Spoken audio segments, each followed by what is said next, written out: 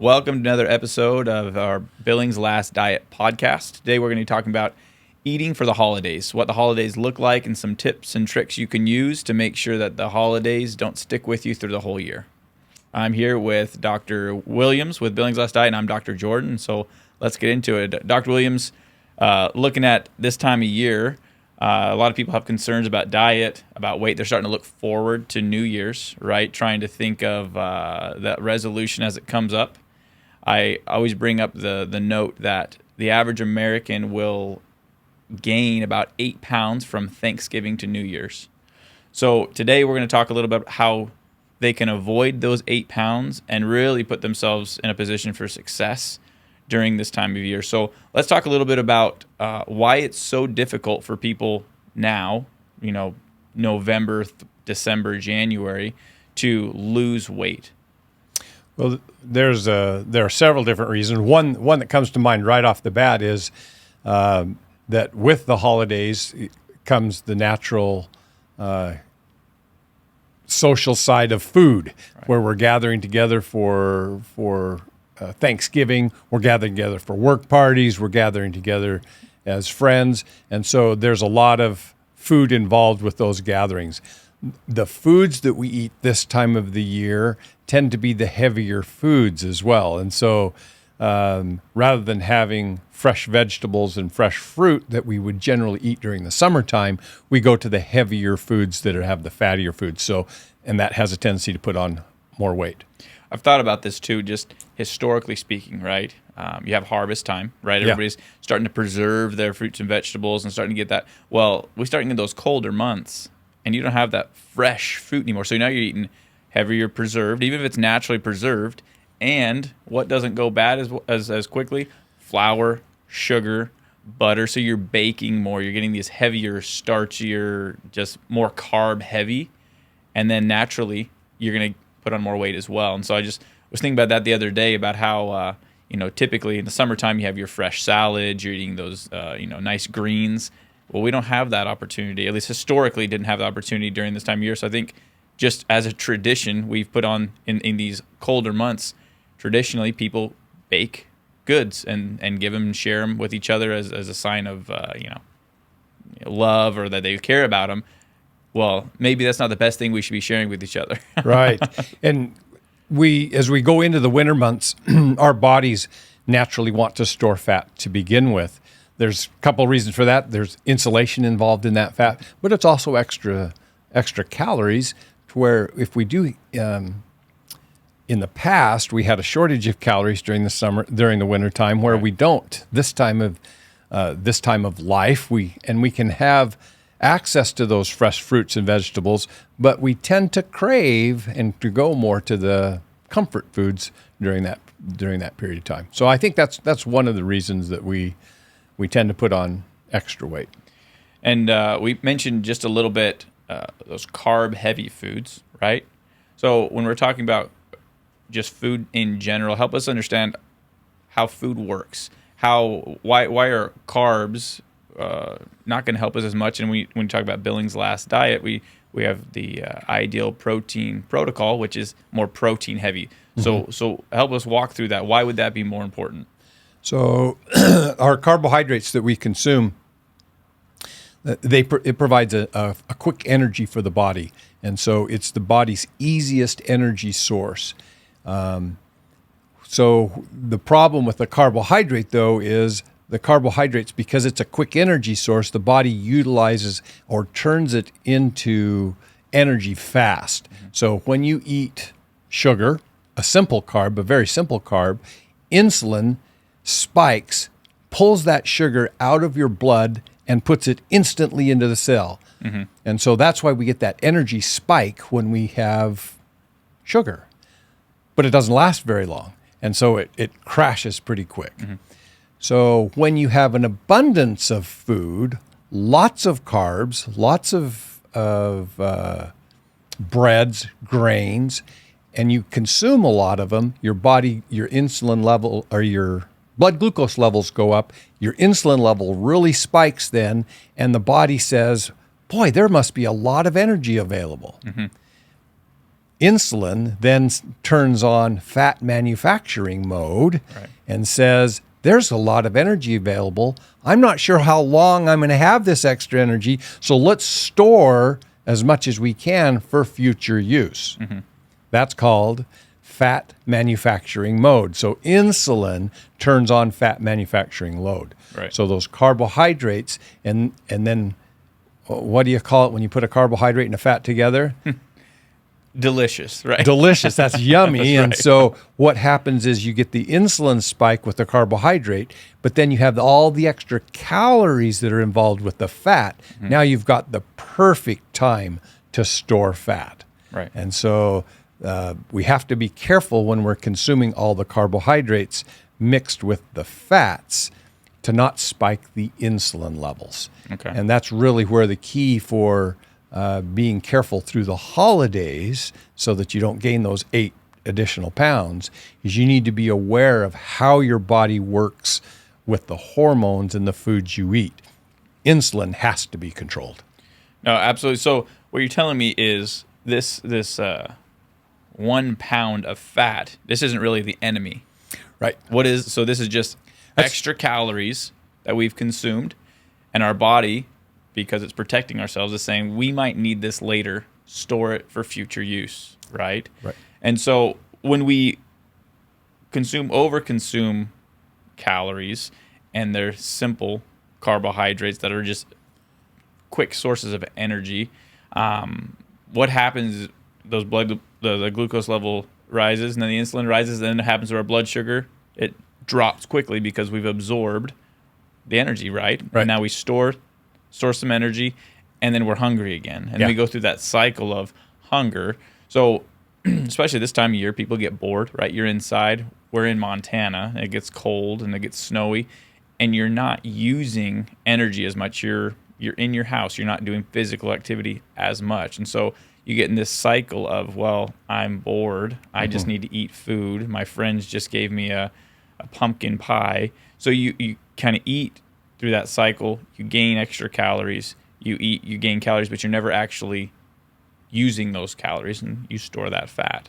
Very true. And we just went through daylight savings time, and so now it gets dark, 5:30, 5 o'clock, and it's dark in the morning. And so without those daylight hours, we tend to be not as active, as you mentioned. And so that's a kind of a perfect storm as well. We're craving the heavier foods, the fattier foods along with the carbohydrates, and we're not burning as much energy. And so it gets stored for future use. So we've talked a little bit about carbs and fats, and the other macro in there would be protein. So let's talk a little bit about what macros are and why. I mean, anybody listening's probably heard at least of those 3 macros. What do those actually mean? Why do we isolate those 3 words to talk about food so much? So maybe to explain macro stands for macronutrient.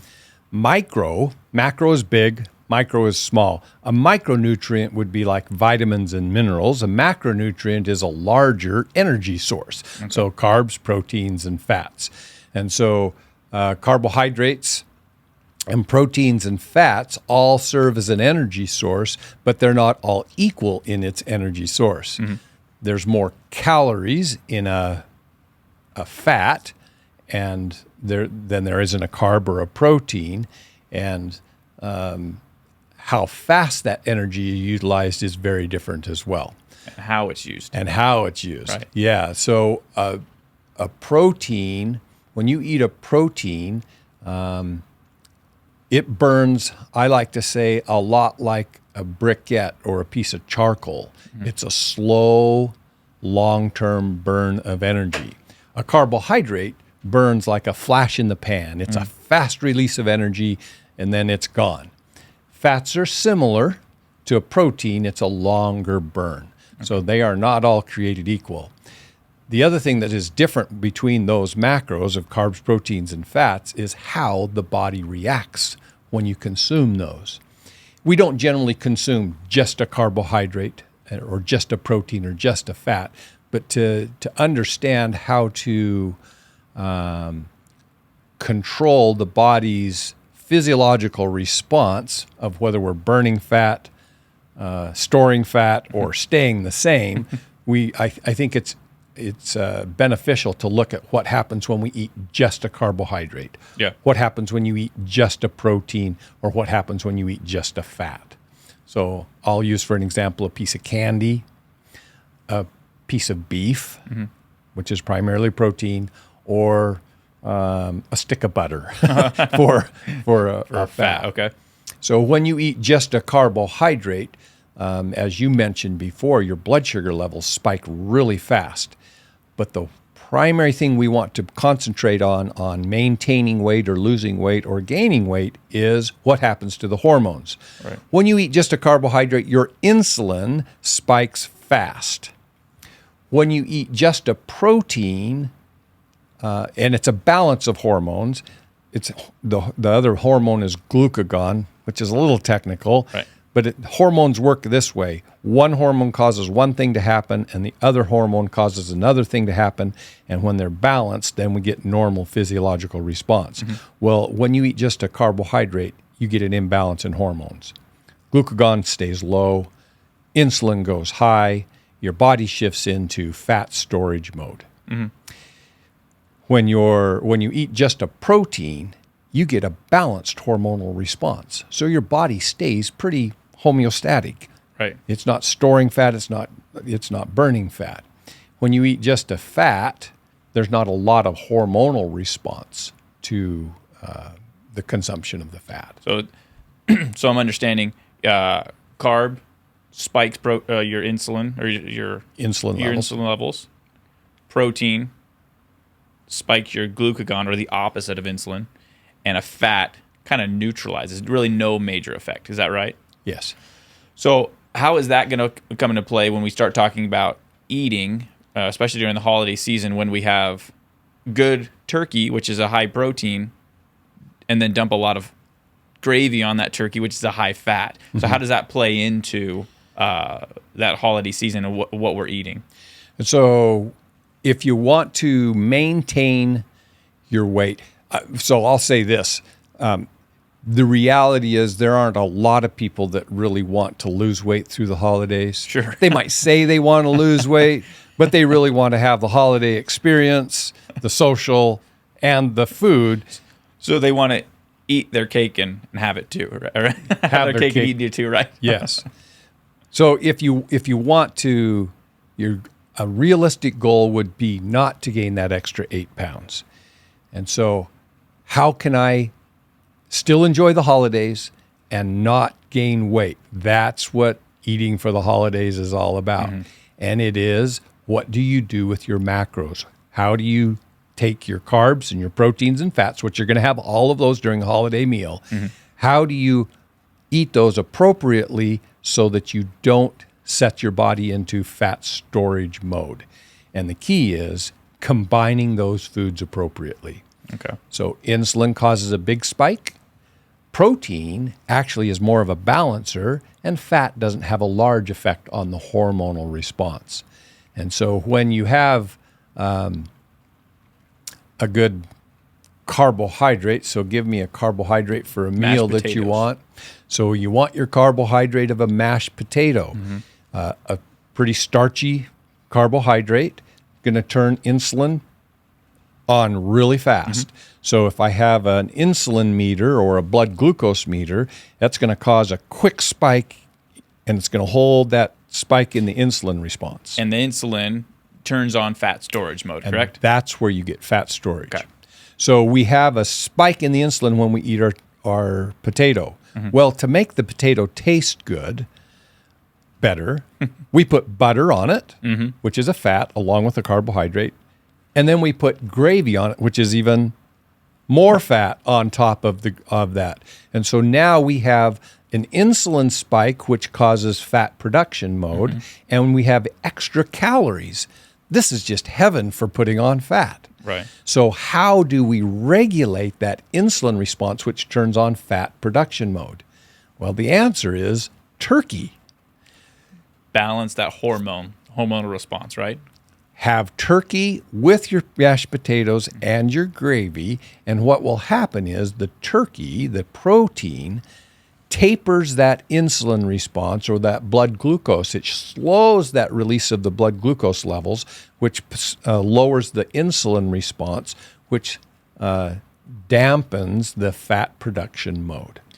So it's more of a hormonal game than anything, right? So instead of looking at your plate and saying, okay, I have my favorite mashed potatoes and my favorite X, Y, or Z, and start looking and say, well, that's going to spike my insulin, starchiers, potatoes, those sort of things, and then I'm adding fat to it, and that's going to gain more calories. So how do I balance it out and to kind of play that game a little bit more instead of just grabbing and going? We've talked about this on a podcast before about intentional eating, right? Yeah. So think through your meal a little bit more, and you can help balance that out a bit. Is that what you're saying? It is. And so here's your take-home tip for not only for the holidays, but for the rest of your life. If you want to maintain your weight, if you want to control it, think about, how is this affecting my insulin? Mm-hmm. So think about that food combining. And so we call this the eating for the holidays class, but it's really eating for the rest of your life. Right. In Billings Last Diets Protocol, phase 3 is exactly what we teach for the eating for the holidays class, to not gain weight through the holidays. So help me understand, if I really like my potatoes, I can just keep piling it on and then just eat more turkey. Is that what you're saying? I'm not worried about. Yes, you can do that, but there are limits. Okay, yeah. So it's 2 acts. Act 1, worry about the hormones, and Act 2, you still have to know how many, not the number, but be aware of calorie intake. So there are 2 things that cause weight gain during the holidays. Not having your hormones balanced is one of those. Too many carbohydrates, insulin spike. Yeah. The second one is too many calories. Right. And so it's those 2 things that causes fat to be produced. You have to have the fat manufacturing plant fired up, which insulin fires it up, and then you have to have the product to make the fat, and that's the extra calories. So you have to watch both of those. So no, you can't just eat more protein to not gain weight for the more potatoes and gravies that you eat. So if I have to choose between one of those, though, and I'll take this just a bit, I will choose to balance my hormones first, correct? Yeah. And the reason is your hormonal response is very quick, right? If you've ever had too much pie and you start to feel sweaty, you know you're having a big hormonal response of insulin. And so it's a very quick response with your hormones, because they need to be kind of the Minutemen of your body to regulate what you're putting in it and putting into your body. But the calories, you tend to have about a 24-hour period. Is that right? 24 hours to work through those calories. So if you have to choose, if you accidentally intentionally ate too many carbohydrates, you're going to want to balance that out with a heavier protein and then wait out over those 24 hours to cut the calories down a little bit. I use this when we teach our graduating class. We take a theory of it's 6 o'clock at night. You've already consumed your calories for the day. And so you're done eating for the day for your balanced diet, caloric diet. The phone rings and your friend said, hey, let's go out for ice cream sundaes. What do you say? Well, you can say no, but the reality is sometimes we're going to say, sounds great, let's go. Right. So we head down to the ice cream shop for our ice cream, and now we know we're intentional. We know we are overdoing it on the calories. And when we eat ice cream, that is that perfect model of sugar, carbohydrate, right. Simple carbohydrate, and fat. And so what's going to happen insulin-wise is it's going to spike that insulin level. So I say, what do you need to do when you're having your ice cream sundae after 6 o'clock when you've already had your calories for the day? Combine the food. You have to find a protein to eat with that. And I jokingly say, order a grilled chicken breast and put it on top of your ice cream sundae, which is not really the case, but you need to get protein. So if you have chicken breast along with that within an hour of that ice cream sundae, then you get to dampen that insulin response. But now you've overconsumed calories, right? So let's talk about tomorrow. I've had my ice cream sundae tonight. Tomorrow, I can decrease my caloric intake and still balance it out over the course of time. So I have 24 hours to balance calories, but I only get 1 hour to balance hormonal response. But that's the next day. Everything starts over when I wake up, right? Yeah. Well, no, No, the body works off of 24-hour period, not when you go to sleep and when you wake up, right? So just because you had a big meal and slept, it doesn't mean you restarted your biological clock for your eating, right? So so that's a good tip just in general, right? Yeah. But let's talk a little bit about specifically during that, well, we're getting close to Thanksgiving. Hopefully we'll be seeing this before Thanksgiving. Yes. So let's talk about Thanksgiving morning. Yeah. Or maybe even the night before Thanksgiving, and kind of walk me through that 24 hours to help us avoid some of those extra calories or those hormonal spikes. So maybe some tips for eating through the holidays, and we'll take a holiday Just for a an full example. Day. Yeah. Thanksgiving. Yeah. So on Thanksgiving morning, I'm going to encourage you to not say, I think I'm going to not eat today so that I can balance my calories and eat a lot at lunchtime. You go into your Thanksgiving meal hungry, you're going to tend to overeat. So Thanksgiving morning, tip number 1, eat something Thanksgiving morning so that you don't go in too hungry. Should be a bowl of cereal. Probably some protein is the answer we'll give you. So have some ham and eggs, or have a protein drink. Get some protein that gives you the longer burn.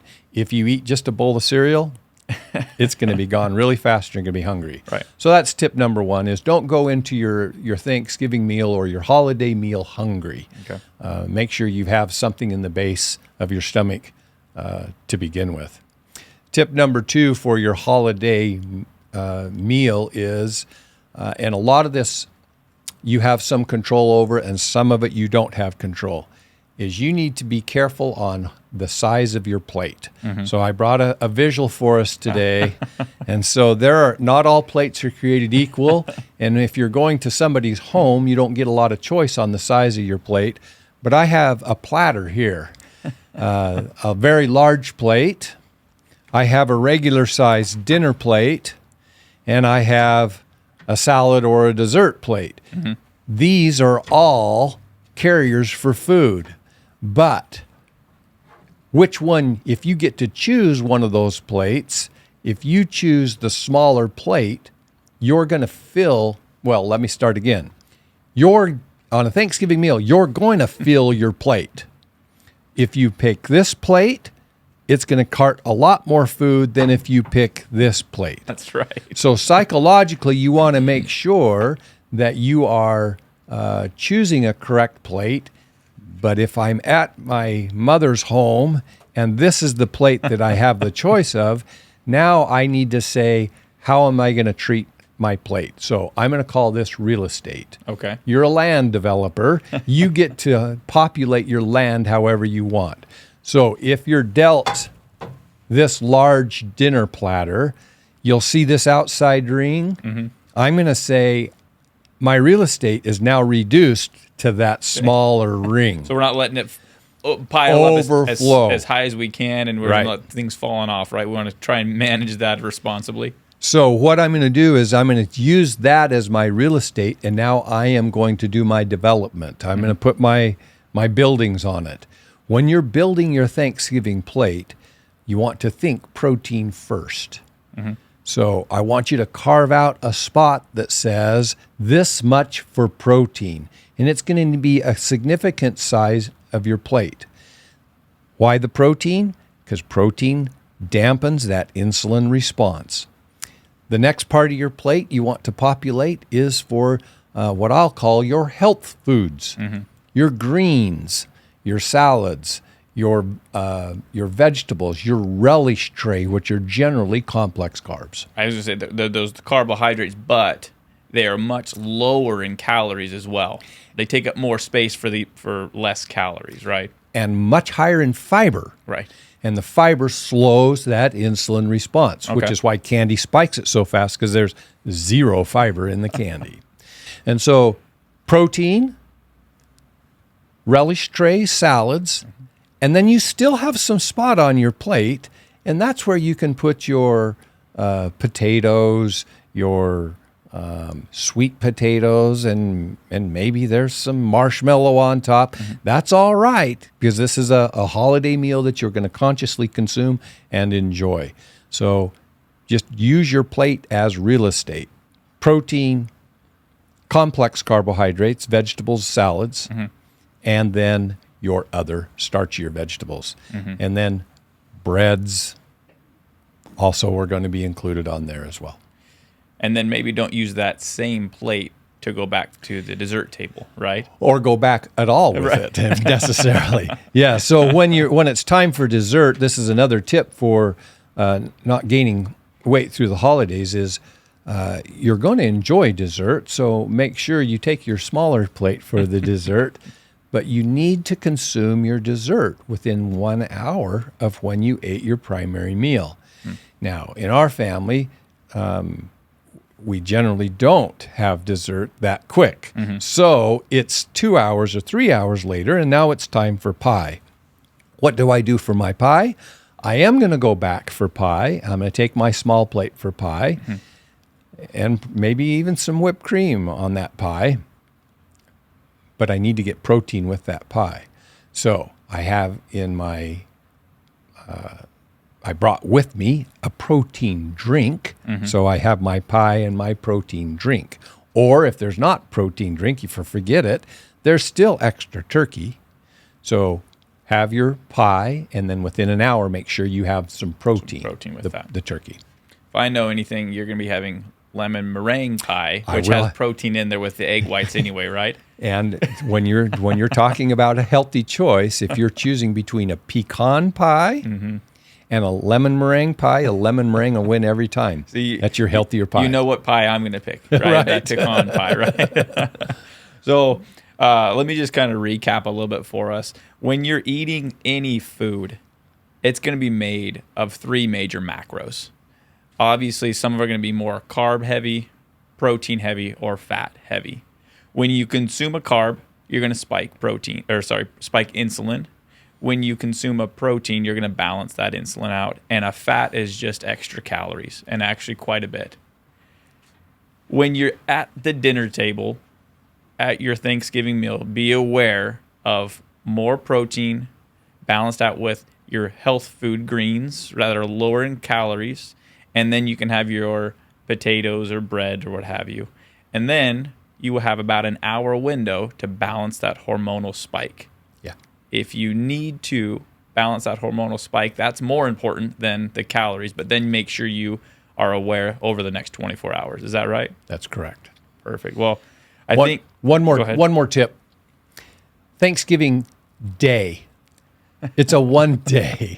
And the problem is we tend to carry that from Thursday into Friday and Saturday and Sunday because of the leftovers.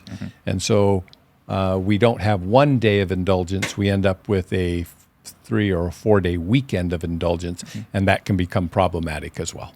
So you talk about these tips aren't just important for that holiday, but these are things that you can carry with you when a friend calls you at night to go to get ice cream, anytime during the year, when you're being aware and intentional with your eating. And I think that's the key takeaway is if you're intentional with what you're eating, you can avoid gaining the extra weight during the holidays, and you can really help manage your weight during the rest of the year. Well said. Thanks. Well, thank you, Dr. Williams, for joining us. Thanks for joining us on the channel here as well. We're going to meet again in a couple weeks. Probably talk about hormones. I think that'd be important to educate on how those hormones really regulate. And we can get a little bit more into the science on the what those foods, those macros are actually doing to our body. And then maybe talk a little bit about that medication some people are on, insulin, and why that maybe is counterproductive with that weight gain. So thanks for joining us again, and we'll catch you next time at our Billings Last Diet podcast.